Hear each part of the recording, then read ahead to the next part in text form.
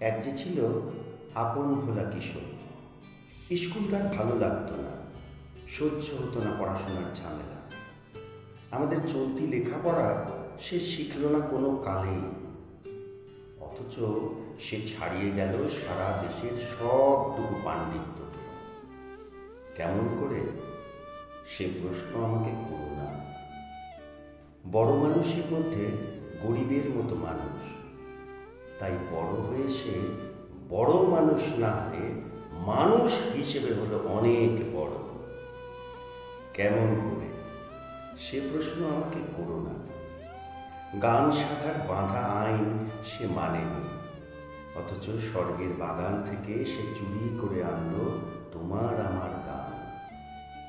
কবি সে, ছবি আঁকার অভ্যাস ছিল না ছোট বয়সে, অথচ শিল্পী হিসেবে সেই পেল শ্রেষ্ঠ শিল্পীদের সম্মান।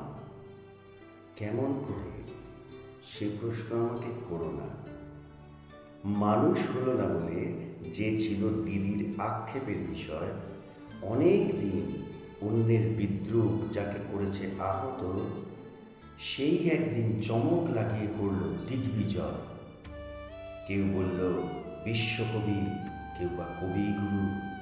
উত্তর দক্ষিণ পূর্ব পশ্চিম চারিদিক করল প্রণাম। তাই তো পৃথিবী আজও অবাক হয়ে তাকিয়ে বলছে, কেমন করে, সে প্রশ্ন আমাকে করো না। এই প্রশ্নের জবাব তোমাদের মতো আমিও খুঁজি।